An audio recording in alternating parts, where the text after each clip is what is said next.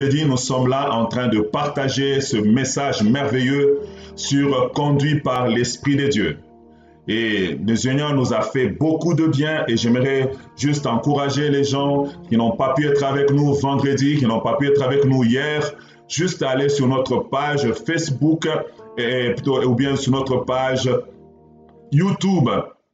Et vous pourrez aller à YouTube Église Maison de la Restauration. Toutes les vidéos sont là. Vous pouvez suivre le message depuis le début jusqu'à la fin. Ça vous permettra d'avoir une meilleure compréhension. Car quand on comprend le message en plein milieu, des fois, on a des bouts qu'on ne comprend pas. Mais là, on a ouvert. Je vais faire un petit résumé, mais là, on a ouvert profondément le message. Alors, si tu étais là avec nous durant ces 2 jours, si tu étais avec nous dans la prière, j'aimerais que tu puisses écrire comment tu as trouvé ces moments. Est-ce que tu as été enseigné, béni? Qu'est-ce que Dieu a fait pour toi?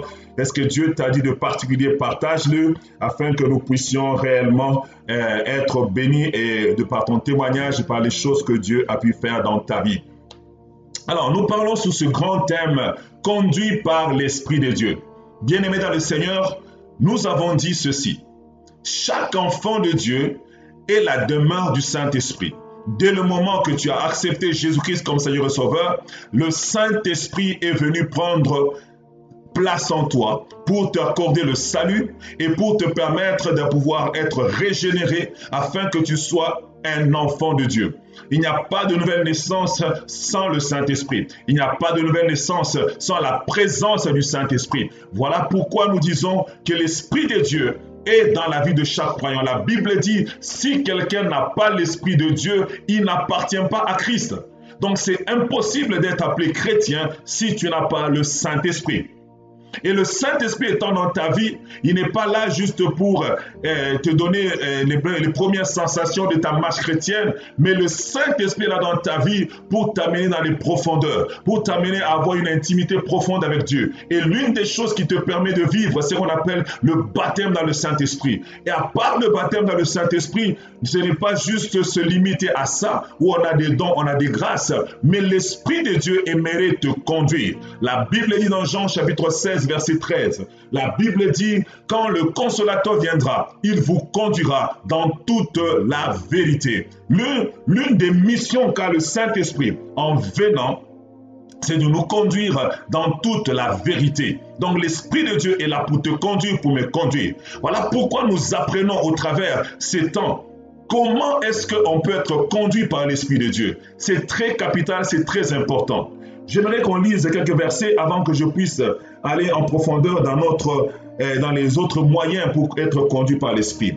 Lisons Ésaïe chapitre 50, versets 4 à 5. Ésaïe chapitre 50, versets 4 à 5. La Bible nous dit, « Le Seigneur, l'Éternel, m'a donné une langue exercée, pour que je sache soutenir par la parole celui qui est abattu. Il éveille chaque matin. » J'aimerais que c'est dans ta vie que tu soulignes cette pensée. La Bible dit, il éveille chaque matin. Il éveille mon oreille pour que j'écoute comme écoute des disciples. Le Seigneur, l'Éternel, m'a ouvert l'oreille et je n'ai point résisté. Je ne me suis point retiré en arrière. Ésaïe est en train de dire, chaque matin, Dieu éveille ton oreille. Chaque jour, Dieu veut te parler. Chaque jour, Dieu veut te conduire. Chaque jour, Dieu veut t'orienter. Et la Bible dit chaque matin, c'est-à-dire avant toute chose, avant même que tu abordes la journée, avant même que tu entames la journée, le Saint-Esprit éveille ton oreille, éveille mon oreille. Pour quel but? Pour que nous puissions écouter. La Bible dit pour que j'écoute comme écoutent les disciples. Un enfant de Dieu est censé écouter la voix de Dieu, est censé être conduit par Dieu. Et cela non pas de temps en temps, mais chaque jour. La Bible dit, il éveille mon oreille chaque jour, chaque matin. L'Esprit de Dieu éveille l'oreille pour que tu écoutes, pour que j'écoute. Et ce que j'aime aussi de ce texte, c'est que Ésaïe dit, l'Éternel a ouvert mon oreille et je n'ai pas résisté. Des fois, le Saint-Esprit veut nous conduire. Il ouvre notre oreille. Il veut nous parler. Il nous dit quelque chose. Mais c'est nous qui résistons. C'est nous qui ne voulons pas marcher selon le Saint-Esprit. Bien-aimé, c'est important que tu puisses dire, je veux me laisser conduire par le Saint-Esprit. Peux-tu déclarer avec moi, je veux me laisser conduire par le Saint-Esprit? Mais j'aimerais que tu déclares encore, je ne veux pas résister au Saint-Esprit. La Bible dit, je n'ai point résisté. Depuis déjà dans l'Ancienne Alliance, nous voyons que Dieu voulait conduire son peuple. Dieu voulait conduire ses enfants. Et notre texte, Ésaïe 48, verset 17. La Bible dit, ainsi parle l'Éternel, ton Rédempteur, le Saint d'Israël. Moi, l'Éternel, ton Dieu, je t'instruis pour ton bien. Je te conduis dans la voie que tu dois suivre. Le Seigneur est en train de déclarer au travers de ce texte que s'il nous conduit, c'est pour notre bien. J'aimerais insister là-dessus parce que beaucoup de chrétiens ont peur d'être conduits par l'Esprit de Dieu. Quand ils sont en face, par exemple, d'un prophète, ils commencent déjà à trembler. Qu'est-ce qu'il va dire? Qu'est-ce qu'il va m'annoncer? Est-ce qu'il va m'annoncer un malheur? Est-ce qu'il va me dire quelque chose qui va aller à l'encontre de mes projets? Bien-aimé, Dieu n'est pas contre toi. Le Saint-Esprit n'est pas contre toi. Le Dieu travaille chaque jour pour ton bien. La Bible dit, je connais les projets que j'ai formés sur toi, projets de paix et non de malheur, afin de te donner un avenir rempli d'espérance. Cela dit, c'est que Dieu a des bonnes pensées à ton égard. Dieu a des bons projets pour toi. Et quand Dieu veut te conduire par son Saint-Esprit, ce n'est pas pour t'amener dans un désert. Ce n'est pas pour t'amener dans une fosse.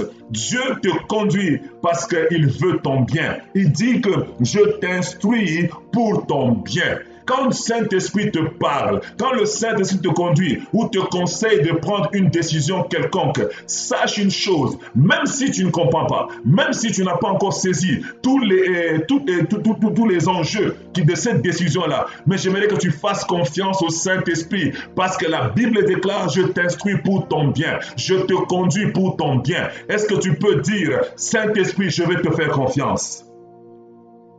Donc il dit, je t'instruis pour ton bien. J'insiste là-dessus. Deux fois, je me rappelle, j'aime toujours donner cet exemple-là. Il y avait une sœur que quand moi j'étais encore jeune dans la foi, et je pensais à mon mariage et tout, je la regardais, je dis non, cette sœur vraiment, c'est la sœur vraiment très ferme du ministère. Mais béni soit Dieu parce que j'ai pris le temps de consulter le Saint-Esprit. L'Esprit de Dieu m'a dit non à cette sœur-là. Je ne comprenais pas pourquoi.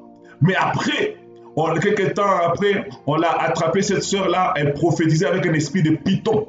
Moi, je voyais quand elle criait, elle disait ainsi par l'Éternel, je me dis, waouh, une femme comme ça dans le ministère, je pense que ça sera bien pour le ministère. Mais Dieu qui connaissait cette personne-là, le Saint-Esprit est venu me guider. Quand il m'a dit non de ne pas prendre cette sœur-là, je pouvais penser que, pourquoi elle refuse mon bien? Moi, je trouve que c'est une sœur bien. Mais l'Esprit de Dieu savait ce qu'il y avait de bien pour moi. Il m'a donné ma belle Nathalie, que vous connaissez, qui est une femme merveilleuse, alors que je devais être ensorcelé localement par celle que moi je devais choisir avec mes propres yeux. Bien-aimé dans le Seigneur, j'aimerais te dire, quand le Saint-Esprit te dit non, ou il te fait un feu rouge, ou il te demande de ralentir, ne pense pas que le Saint-Esprit est en train de chercher à te nuire, mais j'aimerais te rassurer ce matin encore que l'Esprit de Dieu travaille pour ton bien. L'Esprit de Dieu te conduit dans toute la vérité pour ton bien. Il recherche ton intérêt, il recherche ton avantage. L'Esprit de Dieu se soucie de ta vie plus que tu ne te soucies toi-même de ta propre vie. Alléluia. J'aimerais que tu dises encore, je vais faire confiance au Saint-Esprit. Alléluia. Et nous avons dit, beaucoup de chrétiens vivent comme sous l'Ancienne Alliance. C'est-à-dire, ils pensent que Dieu ne peut leur parler que par le biais d'un ministère de prophète ou d'un don de prophète. Dieu parle encore par les prophètes aujourd'hui. Mais dans la Nouvelle Alliance, le Saint-Esprit habite en nous pour nous conduire chaque matin, chaque jour. Il doit te dire quelque chose, il doit te parler pour qu'à chaque seconde que tu puisses avoir l'instruction ou le conseil de Dieu. Il y a plusieurs voies que le Saint-Esprit utilise pour nous parler.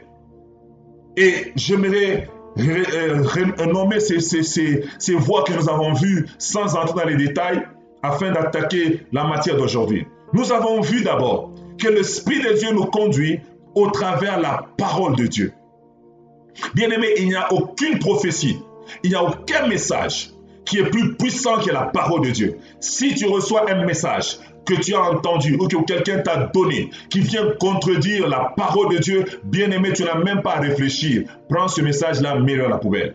Tu as besoin de comprendre que la Bible est la règle d'or. L'Esprit de Dieu va te parler par sa parole. L'Esprit de Dieu va t'inspirer au travers des Saintes Écritures. Et j'aimerais que tu comprennes que l'Esprit de Dieu va utiliser la connaissance que tu as pour t'instruire. C'est pour cela que j'ai dit, il est important pour tout chrétien de méditer la parole de Dieu. Par la méditation de la parole de Dieu, ça t'amène à laisser l'Esprit de Dieu te rappeler certaines choses. Il me dit, il vous rappellera ce que je vous ai dit. Donc l'Esprit de Dieu te rappelle. Il vient prendre ce que tu connais et il te le rappelle. La deuxième voie que l'Esprit de Dieu utilise pour nous parler, c'est la voix de notre conscience. Paul dit, ma conscience me rend témoignage par le Saint-Esprit. L'Esprit de Dieu parle à ta conscience. La conscience, c'est ce qu'on appelle la voix de ton esprit humain. Le Saint-Esprit parle à ta conscience et ta conscience te dit de faire X ou Y chose. Mais souvent, nous étouffons cette petite voix. Nous la négligeons et nous passons à côté de la volonté de Dieu à notre égard.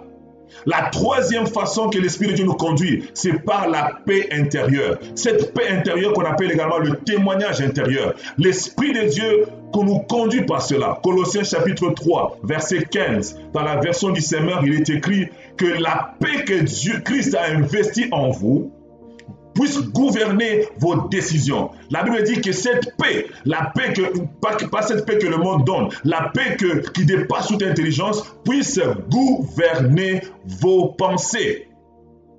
Ça, c'est la troisième façon. Et la quatrième façon, c'est par des visions spirituelles. Et j'entends par les visions spirituelles les songes, les visions nocturnes, les visions où tu es comme ça dans la journée, tu reçois une vision. Ces visions-là, ces songes-là, Dieu passe par là pour te parler. Il y a beaucoup de chrétiens qui négligent la voix des songes, alors que quand nous lisons la parole de Dieu, nous méditons sérieusement, nous allons nous rendre compte que Dieu a parlé souvent dans l'Ancienne Alliance, dans la Nouvelle Alliance, même après la venue du Saint-Esprit. Vous allez voir que Paul dit que pendant la nuit, il eut une vision. Donc, même Paul, même ceux-là qui étaient déjà baptisés dans le Saint-Esprit, même ceux-là qui avaient le Saint-Esprit en eux, Dieu utilisait encore la voix des songes. Je connais des gens qui disent non, les songes c'était l'ancien temps. C'est pas vrai, parce que la Bible nous montre que même après Christ, même après la croix, même après le baptême dans le Saint-Esprit, même après la Pentecôte, plusieurs serviteurs de Dieu, plusieurs chrétiens ont pu être conduits par Dieu au travers des songes, au travers des visions nocturnes. Donc ne néglige pas les songes que tu as. Il y a peut-être un message codé à l'arrière que toi tu ne comprends pas. Cherche à savoir l'interprétation, cherche à comprendre. La cinquième façon que Dieu utilise pour nous parler, c'est par la voix audible, où le Saint-Esprit nous parle directement. Et ça, on a l'impression comme si c'était un homme qui était à côté de toi et qui te parlait, mais que tu ne vois pas. C'est une façon assez exceptionnelle, qui n'arrive pas trop souvent, mais quand même que l'Esprit de Dieu utilise. La sixième façon, c'est la façon spectaculaire, par des visions et des manifestations spectaculaires. Là, nous pensons aux visions ouvertes, comme on les appelle. Pourquoi on l'appelle une vision ouverte? C'est une vision que tu vois, mais dans laquelle on t'interpelle, dans laquelle toi aussi tu peux interagir. C'est-à-dire, tu vois une vision, et dans la vision, quelqu'un te parle, et toi, ici, dans le physique, tu peux aussi répondre. C'est ce qu'on appelle une vision ouverte. Et nous avons également des extases, où les gens disent « je suis ravi en esprit ».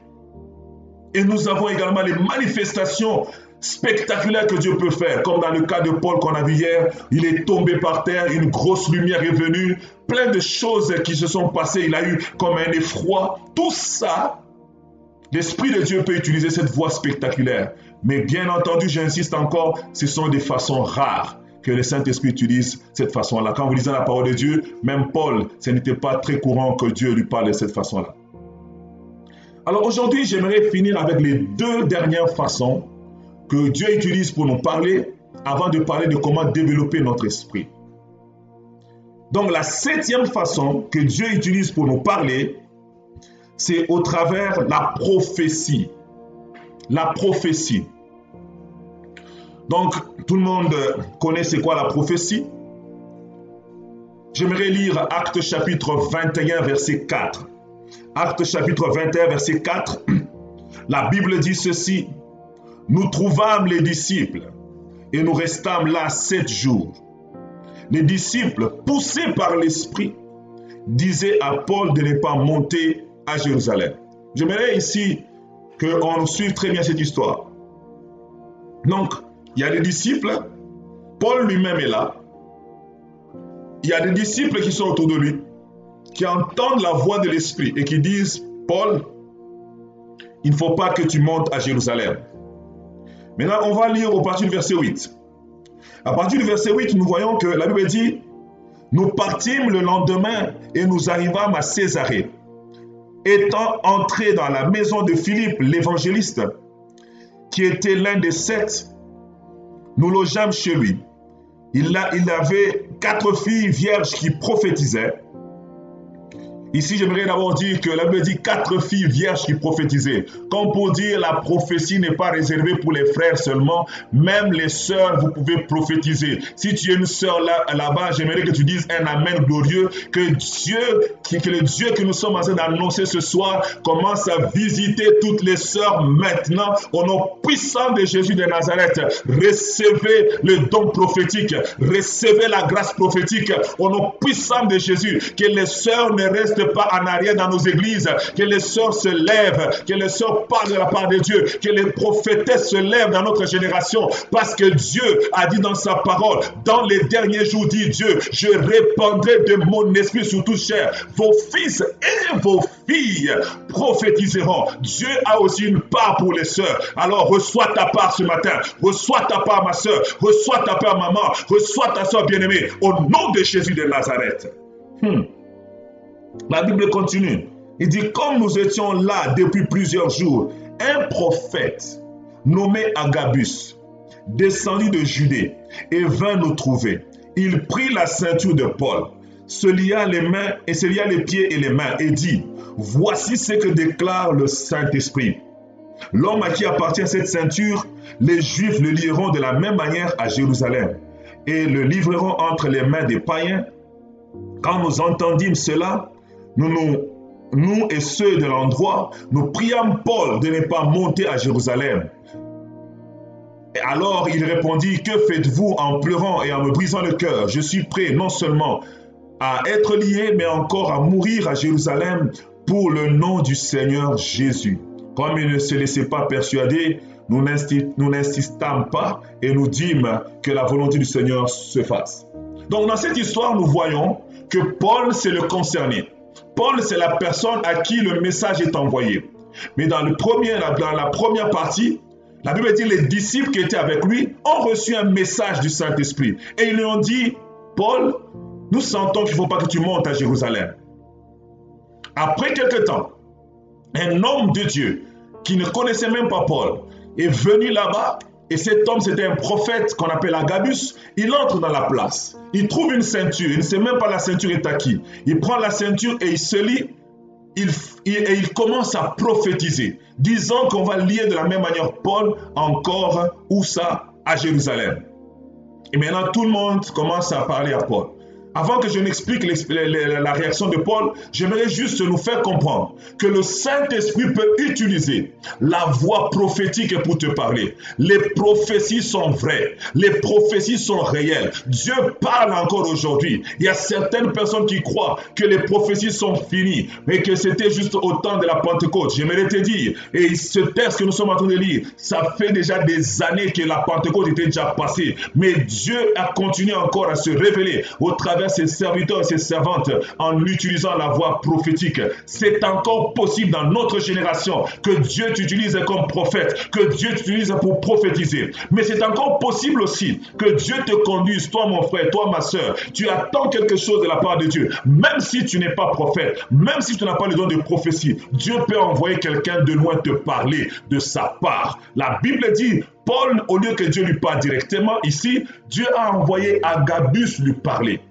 On voit que Dieu peut utiliser la voix prophétique pour te parler. Il peut envoyer un homme de Dieu qui t'appelle au téléphone et dit bonjour, je m'appelle tel. Pendant que je priais, Dieu m'a parlé sur toi et il te donne un message prophétique. Ne sois pas sceptique, ne sois pas comme un réfractaire à la prophétie.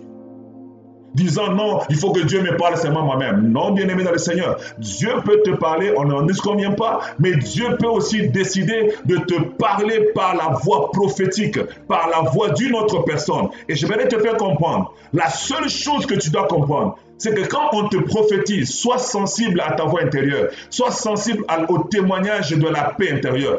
Quand l'Esprit de Dieu te prophétise, par le biais d'un prophète, par le biais d'une personne qui a le don de prophétie, tu vas sentir dans ton homme intérieur un amen à cette prophétie-là. Tu vas sentir en toi un amen. Pourquoi? Parce que ton esprit et le Saint-Esprit vont dire amen à ce qui est déclaré. C'est une façon pour toi d'éprouver le message que tu reçois. Mais ne méprise pas la prophétie. Ne repousse pas cela. Parce que tu peux rester dans ta maison et t'entêter en disant « Je veux seulement que Dieu me parle moi » alors que Dieu a voulu autrement ce jour-là.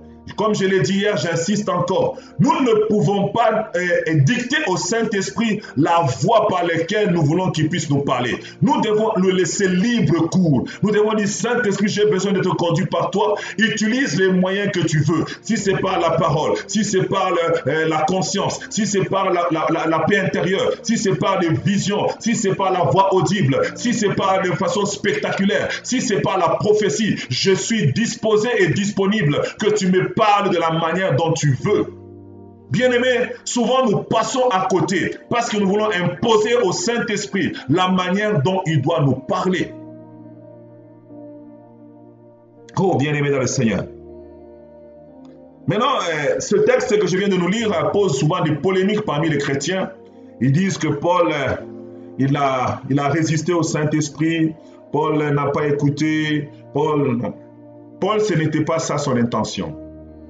Vous allez dire, pasteur, comment tu le sais? Je vais vous faire comprendre ça dans les textes qu'il dit lui-même.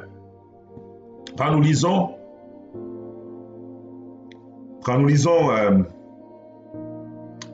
Actes chapitre 9, verset 16, Paul dit ceci, et la Bible dit, « Et je lui montrerai tout ce qu'il doit souffrir pour mon nom. » Quand Ananias était venu parler à Paul lors de son baptême dans le Saint-Esprit, la Bible dit, il avait prophétisé. Donc, au début de son ministère, l'apôtre Paul savait qu'il devait souffrir pour le nom du Seigneur. Donc, il était déjà prédisposé à dire que je suis prêt à souffrir. Maintenant, quand on lui disait que tu vas monter, tu vas être lié, ça ne l'étonnait pas. Au fait, c'était un avertissement que Dieu lui donnait. Regardez encore dans Actes chapitre 20. Donc, nous avons lu dans Actes chapitre 21, mais là, Actes chapitre 20, ça veut dire un chapitre plus tôt. Paul dit ceci, Actes chapitre 20. Versets 22 à 23, il dit « Et maintenant, voici lié par l'Esprit, je vais à Jérusalem, ne sachant pas ce qui m'arrivera. Seulement, de ville en ville, l'Esprit m'avertit que des liens et des tribulations m'attendent. » Comprenez? Donc, quand les autres disciples ont entendu Agabus prophétiser, eux, ils ont vu au travers ce message, ils ont compris un feu rouge. C'est pourquoi j'ai dit, quand un homme de Dieu te prophétise, un prophète te prophétise, il faut que tu suives la voix intérieure qui va t'expliquer. Est-ce que cette prophétie-là, c'est un feu rouge, c'est un feu jaune, c'est un feu vert? Parce que par l'apparence, ce message-là montrait à Paul qu'il ne fallait pas qu'il monte à Jérusalem. Ce message semblait donner une instruction, donner un nom ou un feu rouge, je peux dire. À Paul pour dire non, Paul, attention, tu as l'intention d'aller à Jérusalem, n'y va pas, on va te lier. Normalement, si ça t'arrive, moi et toi, tu as un message comme ça, on va se dire, en tout cas, je ne vais pas faire ce voyage-là parce que Dieu m'a averti que là, on m'attend, il y aura des problèmes. Mais Paul ne s'est pas fié par ce que les autres pouvaient comprendre du message. Mais il s'est fié sur ce que son homme intérieur lui disait. Il s'est fié sur ce que la paix intérieure lui disait. C'est comme nous avons dit dans Colossiens 3,15, j'insiste sur le verset, il est très capital. La Bible dit que nous devons laisser la paix que Christ a posée en nous, nous guider ou gouverner nos décisions. Donc l'apôtre Paul, quand il recevait Agabus prophétisant, il écoutait le message, il n'a jamais contredit le message, il n'a jamais dit que ce n'était pas la volonté de Dieu, il n'a jamais plutôt dit que Agabus n'avait pas prophétisé de la part de Dieu. Il savait que c'était la volonté de Dieu. Voilà pourquoi quand vous lisez sa réaction, il a dit « Je suis prêt à souffrir ». Il n'a pas dit Agabus a dit un mensonge, non. Il était sûr que c'était un message de Dieu, mais seulement son homme intérieur lui avait rappelé « Souviens-toi que on t'avait dit par le prophète Ananias que tu devais souffrir pour le nom de Christ. » Et au chapitre 20, il avait déjà aussi compris que l'Esprit de Dieu lui avait dit « Je vais t'avertir ». Il dit « Je vais t'avertir des liens et des tribulations qui vont t'attendre. » Mais regardez au verset Acte 20, verset 22, il dit quoi? « Maintenant, voici, lié par l'Esprit, je vais à Jérusalem, ne sachant pas ce qui m'arrivera. » Donc au chapitre 20, il ne savait pas ce qu'il attendait à Jérusalem. Lui, il partait parce qu'il sentait que c'est la volonté de Dieu que j'aille à Jérusalem. Il ne savait pas quelle tribulation va arriver. Agabus, quand il a parlé, c'était juste une façon de le préparer, de l'avertir. Comme il dit lui-même, l'Esprit m'avertit des liens et des tribulations qui m'attendent. L'Esprit ne lui disait pas, il faut fuir les tribulations. L'Esprit ne lui disait pas, il ne faut pas y aller. Mais là, l'Esprit lui disait que sois prêt à endurer, à patienter, à supporter les tribulations qui t'attendent. Donc, ceci nous apprend quelque chose de profond. Quand un prophète te prophétise, j'aimerais que tu apprennes à entendre la voix intérieure ou la paix intérieure qui te parle. Ce message qui t'est donné, l'homme de Dieu qui prophétise, il prophétise en partie. Mais c'est en toi, le Saint-Esprit va te dire, est-ce que c'est un feu vert, un feu jaune ou un feu rouge par rapport à ce que tu vois? Ça peut être un message terrible comme celui-ci, où on te dit que tu vas souffrir. Mais peut-être Dieu dit, tu vas souffrir, mais il dit, vas-y quand même. Ou il va dire, tu vas souffrir, patiente, attends un peu. Quand vous regardez dans la Bible, quand Hérode voulait tuer tous les premiers-nés, Dieu a parlé, il a dit le plan de Hérode à Marie ainsi que à Joseph, que l'Hérode cherche à tuer l'enfant. Dans cette circonstance-là, où il y avait un danger, le conseil du Saint-Esprit était de dire fuyez en Égypte. Mais dans la circonstance de Paul, le conseil que Dieu lui a donné, c'est de dire endure la souffrance. Parce que ça fait partie de ta destinée, ça fait partie de ton parcours. Tu vas souffrir à cause de mon nom. Bien-aimés dans le Seigneur, faisons attention de mal interpréter la parole de Dieu, de mal interpréter le prophétique. Le prophète est bon, Agabus était un bon prophète. Mais le problème, c'était les gens autour de notre bien-aimé Paul, qui voulait l'induire dans l'erreur. C'est pourquoi Paul dit ceci, il dit, alors que faites-vous en pleurant et en me brisant le cœur? Je suis prêt, non seulement pour être lié, mais encore de mourir à Jérusalem pour le nom du Seigneur Jésus. Des fois, les gens qui sont autour de toi peuvent te pousser à mal comprendre la pensée que Dieu te donne sur le plan prophétique. Tu es dans une salle, dans une église, et un grand prophète prophétise sur toi. Tu rentres à la maison, tout le monde dit non, nous avons entendu, le prophète a dit. Bien-aimé dans le Seigneur, fais attention d'interpréter le message prophétique que l'homme de Dieu t'a donné en fonction des gens. Mais interprète-le en fonction de, de l'alarme que tu reçois en toi, de ce que tu sens en toi. Ce que tu sens en toi. Alléluia. J'aime ça. C'est pourquoi la Bible dit que nous ne devons pas mépriser les prophéties. Nous dit la Bible dans le livre de 1 Thessaloniciens. La Bible dit 1 Thessaloniciens chapitre 5, versets 20 à 21. La Bible dit ne méprisez pas les prophéties, mais examinez toutes choses. Retenez ce qui est bon. C'est très capital. Paul n'a pas méprisé, mais Paul a regardé la prophétie, il a mis à la lumière du témoignage de la paix intérieure et il a compris que ici, ce n'était pas un arrêt, mais c'était un avertissement pour les liens qui m'attendent. Dieu peut te prévenir pour que tu ne sois pas surpris comme d'une situation qui va arriver. Dieu peut te dire, on vient t'attraper. Et même si tu jeûnes et tu pries, on t'attrapera pareil. Mais Dieu t'a prévenu quand même. Ce n'est pas pour dire que Dieu demande de fuir, d'aller te cacher quelque part. Non. Il faut bien saisir le message de Dieu. Ça peut paraître en apparence que c'est ce que Dieu veut, que tu fuis. Mais au fond, ce n'est pas ça. Et c'est ce que Paul a fait. J'ai voulu insister sur ces faits pour nous ramener à comprendre que c'est très important, la voie de la paix intérieure. Elle nous aide dans bien des choses. Elle nous aide dans bien des choses. Elle nous aide dans bien des choses. Alléluia. Gloire au Seigneur. Là où les hommes voyaient un feu rouge, Paul était en train de voir un feu jaune.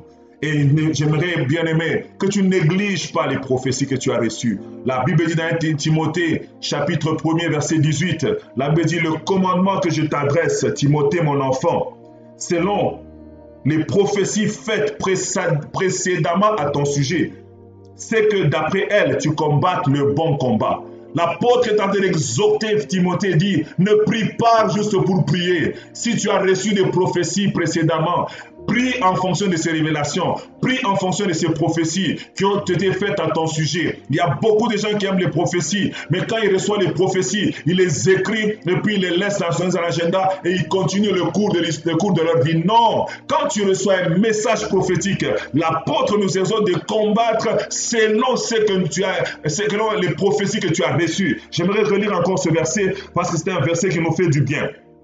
La Bible dit, le commandement que je t'adresse, ce n'est pas une suggestion, c'est un commandement que je t'adresse, Timothée, mon enfant. C'est le même commandement que le Saint-Esprit est en train de t'adresser ce matin. Tu as reçu beaucoup de prophéties, tu les as écrites dans un agenda, tu les as écrites dans un carnet. La Bible dit ceci, que d'après ces prophéties-là, que tu combattes le bon combat. Ne sois pas en train de prier comme battant l'air. Si Dieu t'a parlé de quelque chose, reste dans ces couloirs-là et prie en fonction de la prophétie que tu as reçue. Tu as entendu beaucoup, mais tes prières ne sont pas conformes à la prophétie que tu as reçue. Je prie Dieu que quelqu'un qui est en train de me suivre en ce moment, que le Seigneur de gloire t'amène à réajuster ta vie de prière, que tu ne pries pas comme par habitude, que tu ne pries pas comme battant l'air, que tu ne pries pas comme les autres, mais d'après les révélations qui ont été faites à ton sujet, d'après les révélations que tu as reçues, que tu commences à prier en fonction de ça, parce que Dieu ne t'a pas parlé juste pour amuser la galerie. Dieu t'a parlé parce qu'il aimerait que tu tiennes compte de révélations qu'il t'a données par la voie prophétique ou par une autre voie. Et la 8e façon par laquelle Dieu nous parle, c'est par la voix des anges. Les anges. Dieu peut te parler avec ces 7 fois. Il peut te parler, comme on a dit, par la parole, par la conscience, par la paix intérieure, par les visions spirituelles, par la voix audible du Saint-Esprit. Il peut te parler par des manifestations spectaculaires ou des visions spectaculaires. Il peut également te parler par la prophétie. Il peut utiliser des prophètes, des gens qui ont le don de prophétie ou des prophètes de ministère pour venir te donner une direction donnée. La Bible dit qu'il ne faut pas négliger cela. Aucune de ces voix ne la néglige. Parce que Dieu parle tantôt d'une manière, tantôt d'une autre. Dieu n'est pas dicté par ce que tu aimes. Oh, moi j'aime les prophéties. Non, moi j'aime les visions. Non, Dieu n'est pas esclave de nos amours ou de nos intérêts. Dieu, il fait selon son bon plaisir et selon une pensée donnée. Dieu te connaît tellement bien qu'il sait que tel message, pour que la personne puisse y croire, il faut un prophète. Il va t'envoyer un prophète. S'il croit que tel message, il faut que ça passe par un songe. Il va passer par un songe. Parce que Dieu examine beaucoup de facteurs avant que le Saint-Esprit choisisse la voie qu'il veut passer pour te parler. Et la dernière des voies que j'aimerais nous enseigner aujourd'hui, c'est la voie des anges. Dieu peut aussi faire en sorte que tu puisses voir des anges. Il peut envoyer un ange vers toi pour te donner son message. Quand nous lisons la parole de Dieu, nous allons voir combien, plusieurs fois, des hommes ont eu des apparitions des anges. Ici, il y a deux types d'apparitions. Il y a des apparitions dans une vision ou dans un rêve. Tu dors et tu es inconscient et un ange t'apparaît dans un songe. Et là, il te parle, il te donne le message. Mais il y a aussi des visions pendant la journée. Tu es debout, en train de prier, tu fermes les yeux et tu vois un ange. Mais au-delà de cela, il y a aussi l'apparition physique de l'ange dans ta maison. Ça veut dire que tu n'as pas les yeux fermés, frère. Tu as les yeux ouverts comme ça, en plein, et tu vois un ange. Tu vois un ange. J'aime dire ici, quand je parle des anges, que le ministère des anges est vrai. Le ministère des anges agit encore aujourd'hui. Le ministère des anges fonctionne encore aujourd'hui. Mais la seule chose que j'aimerais attirer ton attention, on ne invoque pas les anges, on n'appelle pas les anges. Les anges ne sont pas à notre pouvoir, nous ne pouvons pas les contrôler. Nous, tout ce qu'on peut faire, c'est prier le Dieu des cieux. Et Dieu lui-même, c'est lui qui se charge de libérer les anges. Donc tu ne peux pas être là en train de prier et dire, Seigneur, que l'ange de Dieu vienne. Non, ça ne se fait pas. Ce n'est pas biblique. Un ange ne suit pas tes ordres. Vous voyez, si vous avez déjà lu dans la Bible, vous allez vous rendre compte que Josué, il dit, il voit un ange et il demande, es-tu de notre côté ou de l'autre côté? Il dit, je suis de l'armée de l'Éternel. Pour lui faire comprendre que je ne dépends pas de tes ordres, je dépends de l'ordre de Dieu. Si Dieu me dit d'être de l'autre côté, je serai de l'autre côté. S'il me dit de ton côté, je serai de ton côté. Je ne marche qu'en fonction des instructions du ciel. Les anges sont au service des saints, à notre service, mais en recevant les ordres, pas de nous, mais de Dieu. C'est très capital et très important de comprendre cela. Alors, quand nous lisons dans la Bible, Marie a été visité par un ange. Joseph a été visité par un ange. J'aimerais commencer par là. Joseph, lui, dormait et il avait un ange. Marie avait un ange, elle ne dormait pas. Donc, on voit par là que l'ange peut se manifester de façon quand tu n'es pas endormi, mais il peut aussi se révéler de façon où tu es endormi en plein sommeil, là, un ange te visite. J'aimerais maintenant nous parler de l'après, après la Pentecôte. Est-ce que les gens ont vu des anges? Parce que je sais qu'il y a beaucoup de gens qui me suivent, il y a certains qui vont me dire, tu as donné beaucoup d'exemples, ce sont des exemples avant la croix, ce sont des exemples avant la Pentecôte, avant que le Saint-Esprit vienne, maintenant le Saint-Esprit est venu, donc les anges, on n'a plus besoin, maintenant c'est juste le Saint-Esprit. Non. Le Saint-Esprit utilise les anges pour nous parler encore aujourd'hui, même après la Pentecôte. Alors, lisons. Actes chapitre 27. Dans Actes chapitre 27, donc la Pentecôte c'est dit dans Actes chapitre 2. Mais là, nous sommes dans Actes chapitre 27. Donc la Pentecôte est déjà passée. Versets 21 à 25. La Bible dit, on n'avait pas mangé depuis longtemps. Alors Paul, se tenant au milieu d'eux, leur dit, hommes, ô hommes, il fallait m'écouter et ne pas partir de la Crète, afin d'éviter ce péril et ce dommage. Maintenant, je vous exhorte à prendre courage, car aucun de vous ne périra, et il n'y aura de perte que celle du navire. Un ange du Dieu à qui j'appartiens et que je sers m'est apparu cette nuit. Paul dit qu'un ange lui est apparu. Alors que nous avons vu plusieurs textes où Dieu parlait à Paul par des songes, par des visions nocturnes, il lui parlait par la voix audible. Mais ici, la Bible nous dit qu'il a vu un ange, il a eu l'apparition d'un ange pendant la nuit. Et m'a dit, Paul ne craint point. Il faut que tu comparaisses devant César. Et voici, Dieu t'a donné tous ceux qui sont dans le navire avec toi. C'est pourquoi, ô homme, rassurez-vous, car j'ai cette confiance en Dieu qu'il en sera comme il m'a été dit. Donc nous voyons par là que Dieu a utilisé la voix d'un ange pour venir parler à Paul. Il a envoyé un ange et Paul était là, il a vu l'apparition d'un ange. Ce n'était pas une histoire, ce n'était pas une voix, mais il a vu un ange. Bien-aimé, tu peux voir aussi un ange. Je peux voir un ange. Si le Saint-Esprit décide de te conduire par la voix des anges, il peut le faire encore aujourd'hui.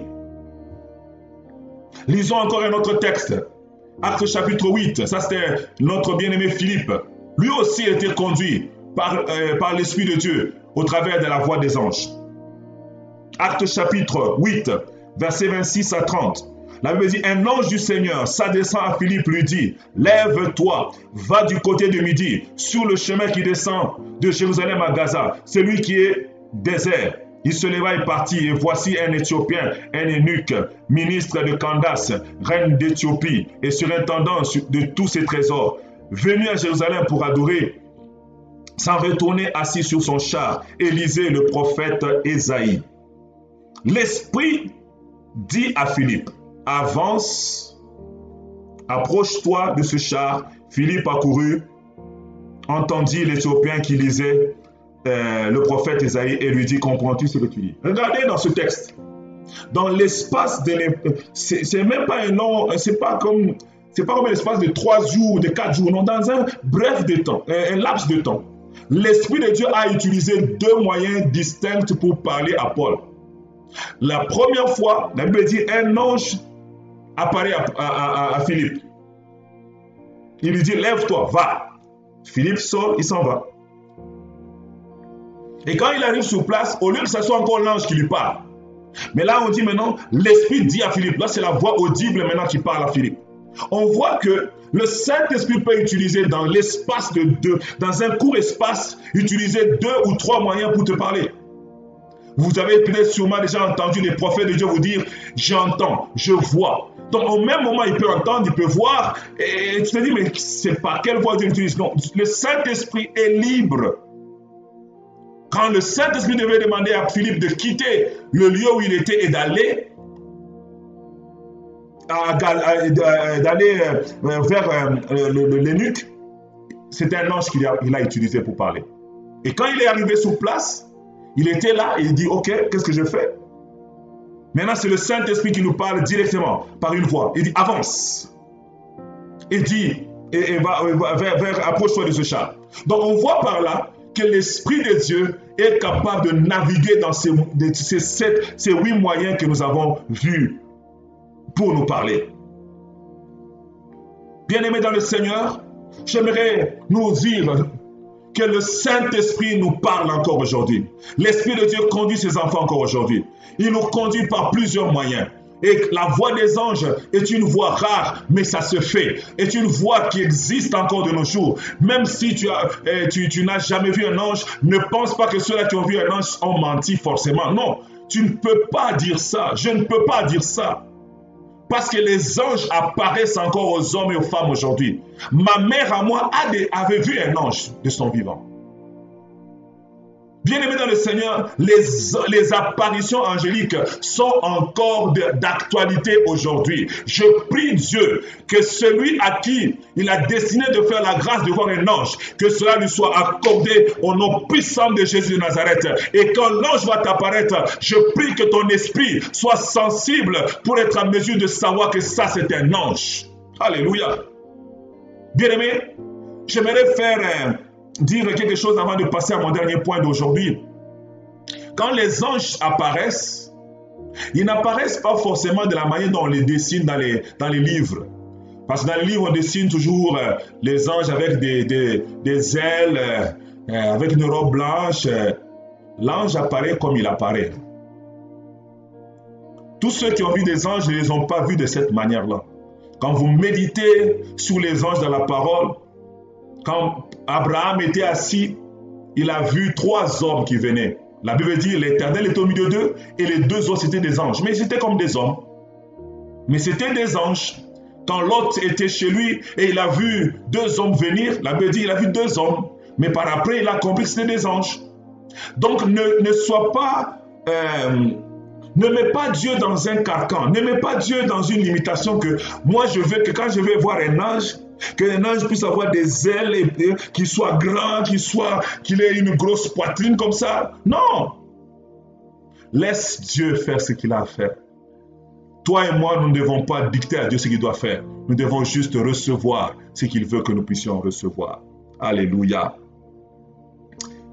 Maintenant, pour aller conclure ce grand thème que nous avons parlé, conduit par l'Esprit de Dieu, si vous avez constaté, tous les moyens que j'ai utilisés ou que j'ai exposés devant nous et font toujours recours à notre esprit.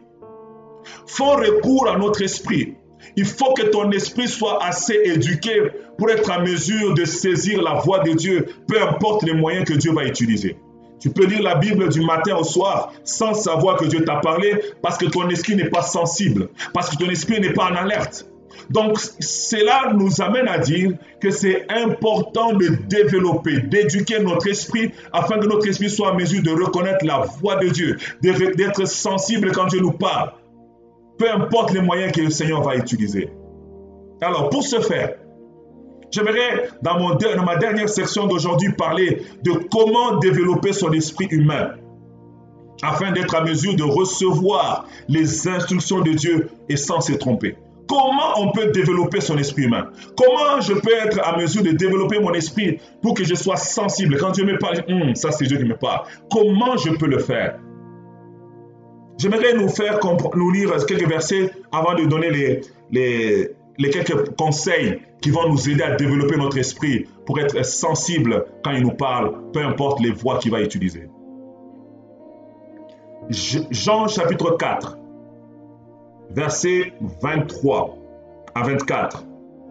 La Bible dit, « Mais l'heure vient, et elle est déjà venue, où les vrais adorateurs adoreront le Père en esprit et en vérité, car ce sont là les adorateurs que le Père demande. Dieu est esprit, il faut que ceux qui l'adorent en esprit et en vérité. » La Bible dit, tout se passe en esprit.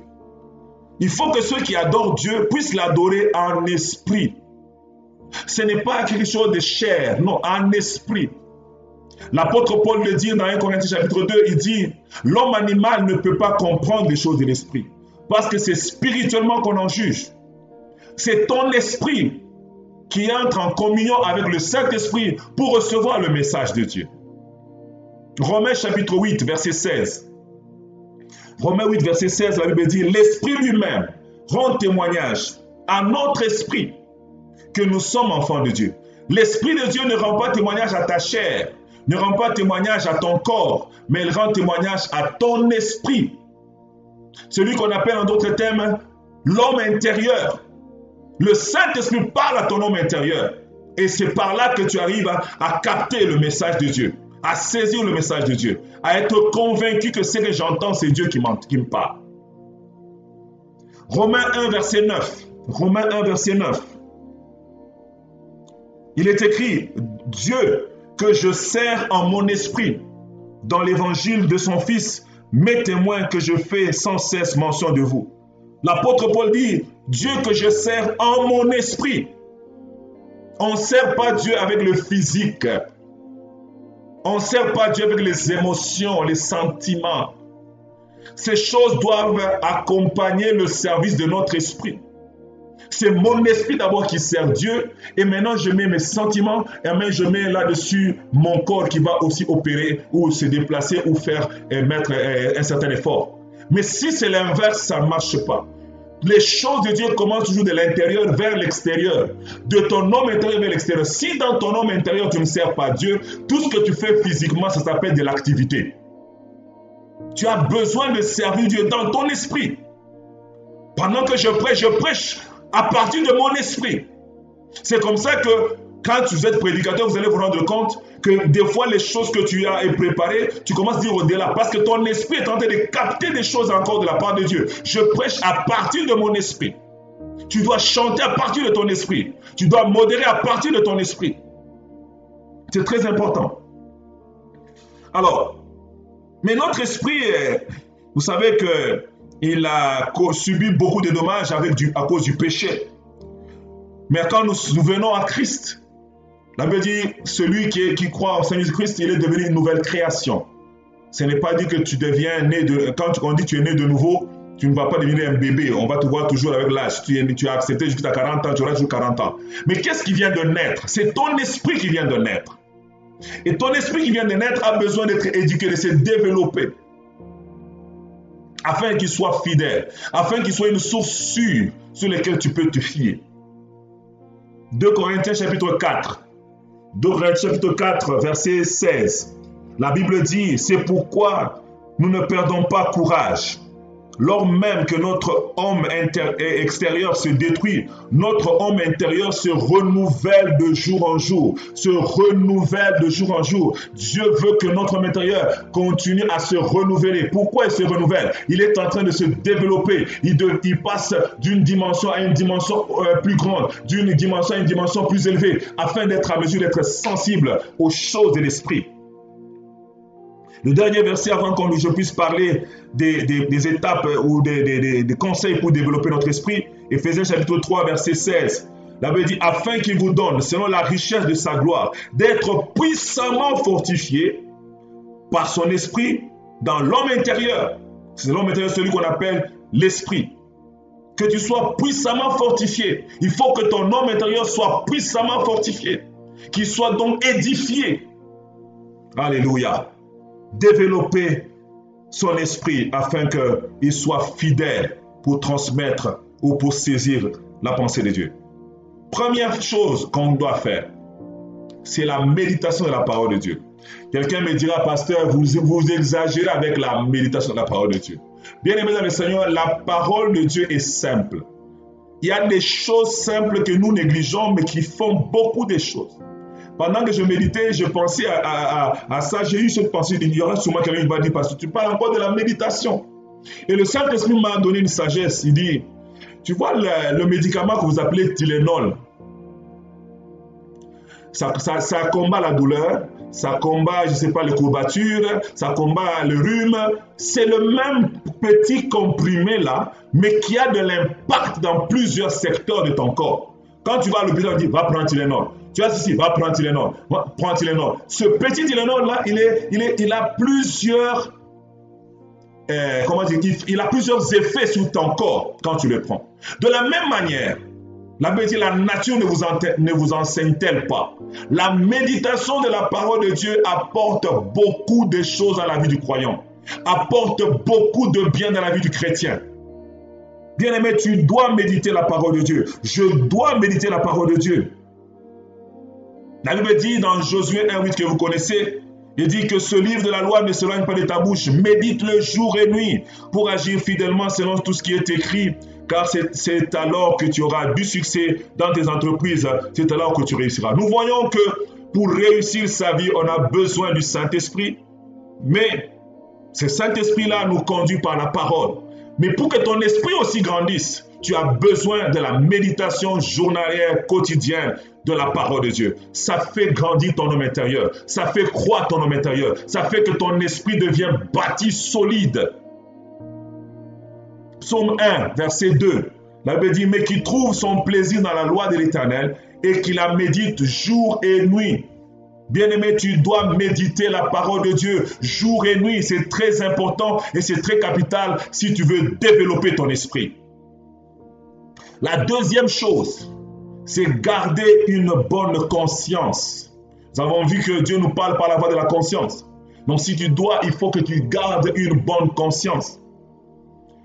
Comment est-ce qu'on peut garder une bonne conscience? La meilleure façon pour garder une bonne conscience, ce n'est pas en étant le gardien de ta conscience, tu regardes ta conscience, tu dis, conscience va aller, ne va pas là-bas, ne va pas là-bas, non. On garde une bonne conscience en mettant la parole de Dieu en pratique. La mise en pratique de la parole de Dieu te permet d'avoir une bonne conscience. Parce que cette parole-là, en l'appliquant, elle a des effets sur ta conscience. Elle permet à ta conscience d'être pure. Elle permet à ta conscience d'être sanctifiée. Elle permet à ta conscience d'être purifiée. Beaucoup de chrétiens lisent la parole de Dieu pour les autres. Beaucoup de chrétiens lisent la parole de Dieu par devoir, parce que je dois lire, par motif de conscience. Si le pasteur m'appelle, il me dit, est-ce que tu as lu? Oui, j'ai lu. Mais bien aimé dans le Seigneur, la parole de Dieu que tu as méditée, elle est appelée à être appliquée pour qu'elle puisse accomplir son œuvre parfaitement en toi. Ta conscience a besoin que tu mettes la parole de Dieu en pratique afin qu'elle soit sanctifiée, épurée et qu'elle reste bonne. Tu as besoin de cela. Jacques 1, verset 22. Jacques 1, verset 22 nous dit, mettez en pratique la parole et ne vous bornez pas à l'écouter. Tu dois mettre la parole de Dieu en pratique. Ne te trompe pas, non, je vais seulement l'écouter. Tu vas écouter beaucoup d'enseignements, beaucoup de séminaires. Ton esprit ne grandira pas. Il faut que tu mettes d'abord ce que tu as en pratique. J'aime souvent dire aux gens, en prenant l'illustration de la multiplication de pain, Jésus a béni les pains ainsi que les poissons. Mais quand il regardait le panier, il n'y avait pas de poissons multipliés, il n'y avait pas de pain multiplié. Il leur a dit, donnez-leur. C'est quand ils ont commencé à appliquer, à donner, à partager ce qu'ils avaient déjà, qu'il y a une multiplication. Si tu veux aussi voir ton âme grandir, ton cœur croître, voir l'impact de ce que tu as déjà reçu, mets-le en pratique. Jésus avait déjà béni, mais il ne voyait pas l'impact. Il fallait qu'il commence à distribuer pour voir l'impact de cette prière-là. Il y a une puissance dans la parole, mais pour voir l'impact de cette puissance-là et de cette parole-là, il faut que tu puisses mettre la parole de Dieu en pratique. Je prie Dieu qui t'accorde à ne pas être un auditeur oublieux, qui t'accorde à ne pas seulement lire beaucoup, à remplir ta connaissance, parce que la Bible dit la connaissance enfle, mais tu as besoin que tu puisses être en mesure de vivre les choses que tu as déjà apprises, les choses que tu connais, les choses que tes pères t'ont enseignées, les choses que tu as découvert toi-même. Mets-les en pratique, bien-aimé dans le Seigneur. Cela va affecter ta conscience. Cela va sanctifier ta conscience. Cela va te permettre de garder une bonne conscience à tout moment. La troisième façon, c'est en donnant la première place à la parole. Il faut donner à la parole la première place. Proverbe 4, verset 20 à 22. Mon fils, sois attentif à mes paroles. Prête l'oreille à mes discours, qu'ils ne s'éloignent pas de tes yeux.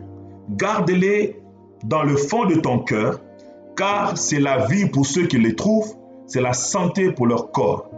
Bien-aimé, ne te laisse pas diriger par tes émotions. Ne te laisse pas guider par les circonstances. Quand tu es devant une situation, que la parole de Dieu prenne la première place. Quand tu es devant une décision, que la parole de Dieu prenne la première place. Plus tu privilégies la parole de Dieu dans ta vie, plus tu consultes la parole de Dieu que les circonstances, plus tu consultes la parole de Dieu que les sentiments ou les émotions que tu ressens, plus tu es en train d'amener ton esprit à être prédisposé quand même Dieu lui parlera, quand le Saint-Esprit lui parlera par l'une des voies que nous avons vues, ton esprit sera prédisposé à saisir cela. Sinon, ton esprit sera affecté ou influencé par tes émotions à chaque fois. Tu dois amener ton esprit à cette dimension-là de dire que la parole de Dieu est la chose la plus supérieure de toutes choses. La quatrième chose, c'est obéir instantanément à la voix de l'esprit. Obéir instantanément. Vous savez, le Saint-Esprit va te parler. Déjà, avec ce séminaire, il a déjà commencé à te parler. Déjà, avec tout ce que nous avons enseigné depuis dans tout ce mois de mai sur le Saint-Esprit t'a parlé beaucoup de choses. Mais si tu attends encore d'autres choses, l'Esprit de Dieu, tu ne vas pas développer plutôt ton esprit. Il faut commencer par obéir les choses que le Saint-Esprit t'a déjà dit. Et quand je parle d'obéir de façon instantanée. Ici, j'insiste sur le mot instantané. Quand l'Esprit de Dieu te dit, lève-toi, lève-toi. Ne cherche pas d'abord à comprendre de tout. Vous avez vu le texte qu'on a vu où l'ange a parlé à Philippe, il dit, lève-toi, descends. Mais si c'était toi, moi, je dis, je descends où? Pour faire quoi? L'Esprit de Dieu n'est pas obligé de tout te dire au début. Il te dit seulement, Thierry, lève-toi, va à Montréal. Lève-toi, va à Montréal. C'est quand tu fais cela que tu vas développer la sensibilité de ton esprit au message prophétique. Des fois, même quand vous nous voyez, nous sommes dans des salles. Quand je parle avec mes amis, les autres serviteurs de Dieu, et on a eu tous la même expérience. Des fois, le Seigneur nous dit, appelle tel. Tu appelles tel, frère, viens. Et quand pendant que tu l'appelles, tu sais même pas où tu vas lui dire quoi. Mais tu as entendu dans ton esprit, l'Esprit de Dieu te dit, appelle tel, ou appelle ce monsieur qui est habillé en rouge. Tu dis, mon frère, toi qui es habillé en rouge, viens. Donc ton esprit obéit instantanément. Et parce que tu fais ça, tu seras en mesure de capter la suite du message. Mais si tu n'obéis pas et tu veux seulement que l'Esprit de Dieu te dise les points et les virgules et les points-virgules de tout le message, bien aimé dans le Seigneur, ça ne marche pas comme ça. Et ton esprit ne va pas se développer autant pour être sensible quand le Seigneur te parle. Dieu veut que tu obéisses dans les moindres choses. La Bible dit, celui qui est fidèle dans les moindres choses le sera aussi dans les grandes. Quand tu peux obéir quand Dieu t'appelle, il dit seulement, Thierry, tu dis oui, déjà tu avances. Quand tu peux obéir quand tu dis, le Seigneur te dit, demain ne sors pas, et tu ne sors pas, bien aimé dans le Seigneur, tu es en train de développer ton esprit à la sensibilité au message de Dieu. Ésaïe chapitre 48 verset 18, la Bible dit, si tu obéis et si tu avais su obéir à mes commandements, ta paix coulerait comme un fleuve et le salut que je ferai venir pour toi serait semblable à des vagues de la mer. La Bible dit, si tu avais su obéir, la paix coulerait. Il y a des choses qui ne coulent pas dans ta vie parce que tu n'obéis pas, je n'obéis pas. Nous devons travailler. Je prie Dieu qui nous amène à une obéissance instantanée. Que ta vie, que ma vie, que la vie de mon frère, de ma soeur qui est dans le en ce moment, ne soit pas une vie qui obéit toujours au lendemain. Quand Dieu te dit aujourd'hui, tu obéis après 3 jours. Mais je prie Dieu qui t'amène à une dimension où, quand il te parle, même si tu étais quelque part, le Seigneur te dit, lève-toi, tu te lèves là, tu quittes la réunion, tu abandonnes tout, tu obéis d'abord au Saint-Esprit. Un jour, je suivais une vidéo de Benny Hinn. Il disait qu'un jour, il faisait des réunions dans un certain pays, des réunions de puissance, des choses sont passées. Le matin, il y a eu la gloire et Dieu lui a demandé d'annoncer que le soir, il y aurait aussi la gloire. Il a annoncé que le soir, bien aimé, il y aura la gloire. Et ils sont partis entre les 2 cultes à midi pour manger. La famille, la maison pastorale qu'il avait accueillie, ils ont dressé la table, la femme du pasteur et les autres sœurs avaient apprêté la table, c'était vraiment merveilleux. Et pendant qu'ils étaient en train de manger, quand ils étaient en train de bénir le Seigneur pour le repas, le Saint-Esprit lui dit, Béni, lève-toi, va prier. Béni a dit, ce n'est pas poli de me lever, de laisser les gens qui ont tout fait pour moi, tout ça, ce repas, il est pour moi. Je vais prier après. L'Esprit a insisté, il a dit, je vais prier après. Et ils ont mangé. Après, il a dit, non, j'ai besoin d'aller prier. Il est allé prier. Il a prié. Mais quand il est arrivé le soir, les gens avaient amené des malades, il y avait plein de gens. On avait déjà annoncé qu'il y aura la gloire. Et pendant qu'il a commencé à faire le service, il dit, il a senti que le Saint-Esprit était attristé. Le service était lourd, le service ne marche pas, il ne comprenait rien jusqu'à ce qu'il s'est rappelé qu'il y avait quelque chose qu'il avait fait, il avait blessé le Saint-Esprit, il n'avait pas obéi instantanément. Bien aimé, nous devons développer cette obéissance instantanée au Saint-Esprit. Le dernier point, c'est prier en langue ou bien prier par l'Esprit. La Bible dit dans 1 Corinthiens chapitre 14, verset 4, la Bible dit, celui qui parle en langue s'édifie lui-même. Quand tu parles en langue, tu édifies ton homme intérieur. Si tu ne parles pas en langue, je prie que Dieu, que tu puisses vraiment être baptisé dans le Saint-Esprit, que tu commences à parler en langue. Parce que c'est une arme puissante que Dieu nous a donnée. La Bible dit, celui qui parle en langue s'édifie lui-même. Tu édifies ton homme intérieur. Tu bâtis ton homme intérieur. Tu développes ton esprit en priant en langue. C'est pourquoi l'apôtre Paul pouvait dire dans 1 Corinthiens chapitre 14, verset 18, il dit, je rends grâce à Dieu de ce que je parle en langue plus que vous tous. L'apôtre prenait des temps et des temps en langue. L'apôtre était sûr qu'il priait en langue plus que tout le monde. Donc tous les chrétiens de l'église de Corinthe là, Paul était sûr que lui priait en langue pendant longtemps. Bien aimé, il ne faut pas biper Dieu en langue. Rébo, Dieu abandonne. Non. Si tu es devant les gens, je te comprends. Mais quand tu es seul, fais des heures en train de prier en langue. Fais des heures en train de chercher Dieu en langue. En faisant ainsi, tu es en train d'éduquer ton esprit, de bâtir ton esprit, de développer ton esprit. Et ta sensibilité au message, au prophétique sera encore plus grande. Bien-aimé dans le Seigneur, j'aimerais prier ce matin avec toi.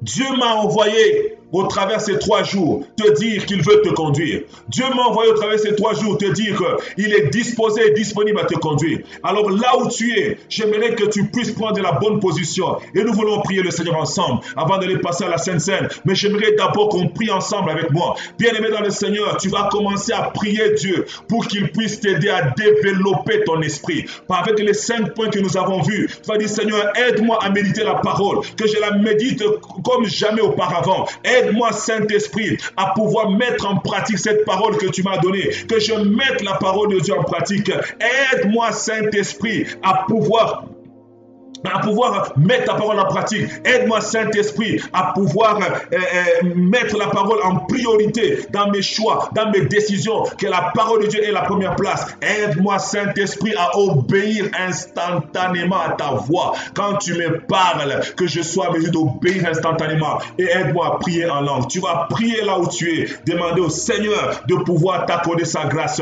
Prions le Seigneur. Rebo Shakarabrosa. Père, je prie maintenant, ô Dieu de gloire, pour chaque bien-aimé, pour chaque homme, pour chaque femme, pour chaque personne qui m'écoute en ces instants. Je suis en train de déclarer dans le nom puissant de Jésus de Nazareth que tu amènes, ô Dieu, chacun de nous à développer son esprit. Je prie que ma soeur, je prie que mon frère soit puissamment fortifié dans son homme intérieur. Maintenant, au robot Shakarabasata, la brade Sokoriboshite, que celui qui ne lisait pas la parole de Dieu, à partir de cet après-midi, que la puissance du Saint-Esprit commence à le toucher et qu'il puisse connaître le réveil pour la méditation de la parole de Dieu. Que mon frère commence à aimer la parole, que ma soeur puisse aimer la parole, que mon frère puisse aimer la parole et qu'il puisse la méditer jour et nuit dans le nom puissant de Jésus de Nazareth afin qu'il voie le développement de son esprit. Père, je prie, oh Dieu, pour toute personne qui me suit, quel que soit le pays, peu importe l'endroit où tu me suis, je déclare que ton esprit soit développé par la vertu de la méditation de la parole de Dieu, dans le nom puissant de Jésus de Nazareth. Père, je suis en train de prier pour toute personne qui me suit en ce moment. Accepte, oh Dieu, de lui donner la capacité ainsi que la volonté de mettre la parole de Dieu en pratique. Qu'il ne puisse pas seulement être un auditeur, qu'il ne puisse pas seulement lire la parole pour prêcher, qu'il ne puisse pas seulement lire la parole pour exhorter, qu'il ne puisse pas seulement augmenter sa connaissance, parce que tu as dit la connaissance enfle. Je prie Dieu que mon frère, que ma soeur, qui a beaucoup écouté, qui a beaucoup entendu, qui a beaucoup lu sur toi, viens lui accorder la grâce de ta part, mon Dieu et mon roi, cette grâce de mettre en pratique tous les éléments de la parole qu'il connaît, tous les éléments de la parole qu'il connaît, qu'il le mette en pratique au nom de Jésus de Nazareth. Que la gloire de Dieu te touche, que la puissance de Dieu te touche. Que tu sois mal à l'aise toutes les fois que tu marches sans mettre ce que tu as entendu en pratique, sans mettre ce que tu connais en pratique, sans mettre ce que Dieu t'a enseigné en pratique. Que ton cœur, que ton esprit soit mal à l'aise à partir d'aujourd'hui. Dans le nom puissant de Jésus de Nazareth, la Bible déclare, tu ne saurais régimer contre les aiguillons de Dieu. Je prie maintenant que les aiguillons de Dieu te dirigent dans la direction de mettre en pratique la parole que tu as entendue dans ta maison. Mets-la en pratique devant ton mari, devant ta femme, devant tes enfants, devant ton employeur, devant tes collègues de travail, devant ton pasteur, devant tes fidèles. Mets la parole de Dieu en pratique au nom puissant de Jésus de Nazareth.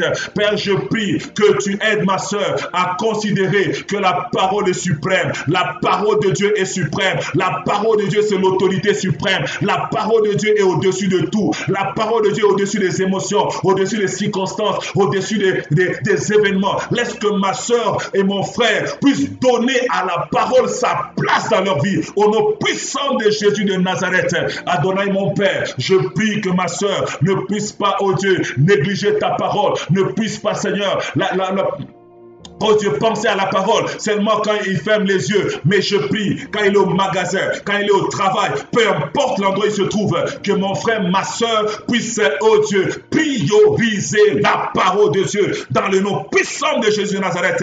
Je prie que la gloire qui m'entoure en ce moment affecte vos vies dans vos maisons, affecte vos vies, afin que vous puissiez prioriser la parole dans vos échanges mari et femme, dans vos échanges avec vos enfants. Que la parole de Dieu soit la priorité dans le nom nom puissant de Jésus. Père, je prie pour toute personne qui m'écoute, qui veut développer son esprit, là où il est maintenant, ô Dieu de gloire. Commence à l'aider à être un homme obéissant, une femme obéissante, parce que tu as dit, si tu es docile, tu mangeras les meilleures productions du pays. Je prie que ma soeur soit docile au Saint-Esprit, que mon frère soit docile au Saint-Esprit, que mon bien-aimé soit docile au Saint-Esprit, que ma bien-aimée soit docile au Saint-Esprit. Repo Shaka, Pasca bloqué, Repata Sata, au nom puissant de Jésus, je prie que ces hommes et ces femmes qui m'ont écouté durant ces 3 jours puissent obéir spontanément au Saint-Esprit, puissent obéir instantanément au Saint-Esprit. Quand le Saint-Esprit leur dit pendant la nuit de se lever, qu'ils s'élèvent malgré leur fatigue et qu'ils commencent à prier. Quand le Saint-Esprit leur dit de jeûner demain, qu'ils jeûnent,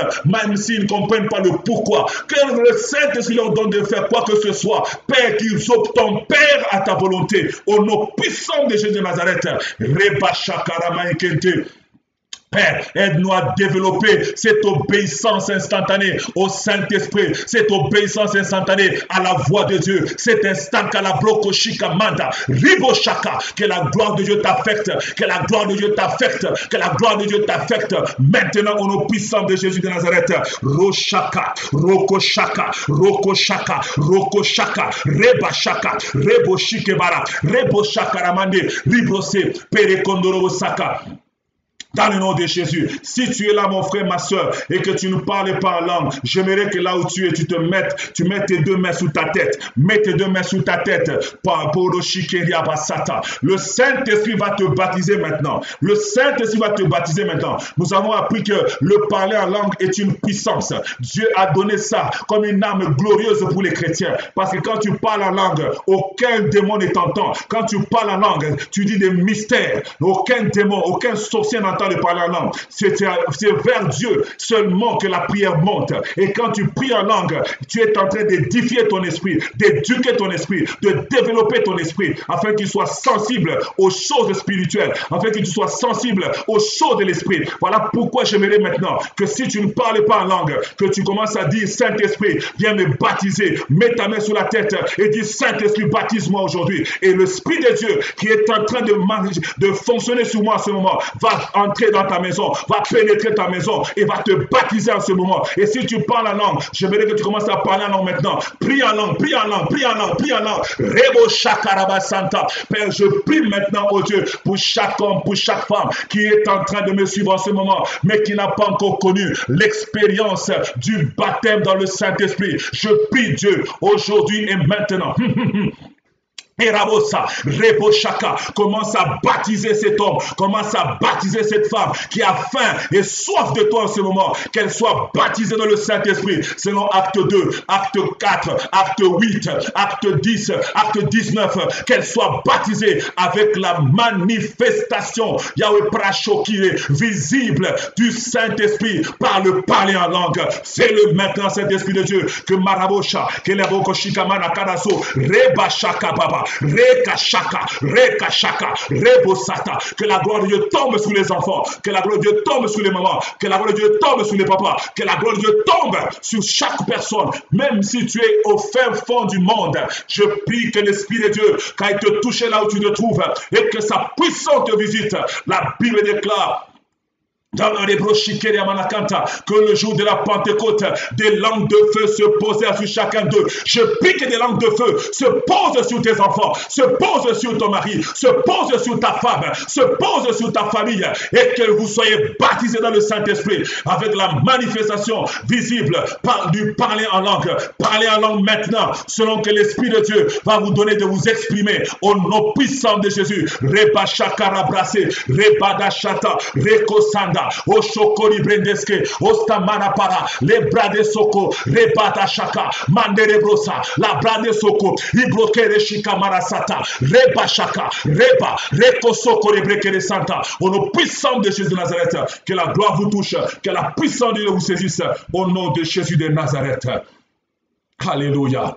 Merci Seigneur pour le feu. Merci Seigneur pour les hommes qui sont baptisés maintenant. Alléluia. Waouh, waouh, waouh, waouh, waouh, waouh. Merci Seigneur parce qu'il y a un feu qui descend maintenant sur quelqu'un. Je suis en train de voir la gloire de Dieu en train de visiter une famille maintenant. Oh, merci Saint-Esprit. Merci Saint-Esprit parce qu'ils sont dans leur salon et tu commences à les visiter maintenant. Alléluia. Merci, merci, merci parce qu'ils commencent à parler en d'autres langues. Merci, merci pour ce garçon que je suis en train de voir qui est en train de parler en d'autres langues maintenant. Reçois cela, reçois cette grâce, que ce parlant continue à se développer. Merci pour ma soeur qui reçoit la brochekeria. Dieu est en train de distribuer les dons et les grâces. Je prie maintenant que chaque personne qui est déjà baptisée puisse voir la manifestation des dons et des grâces dans sa vie. Que celui qui ne prophétisait pas prophétise.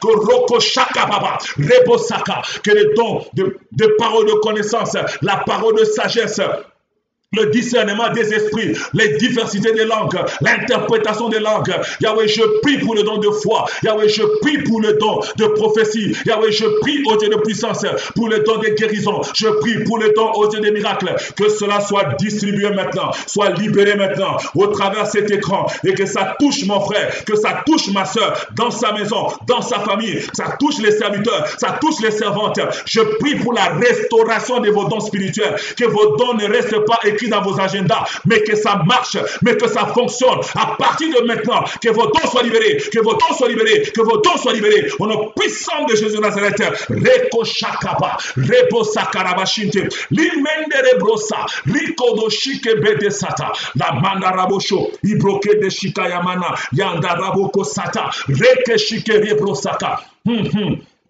Merci Seigneur, merci Seigneur, merci Seigneur, merci Seigneur, merci, merci. Je suis en train de voir une femme que Dieu parle beaucoup dans les songes et elle oublie, chaque fois qu'elle se réveille, elle oublie ses songes.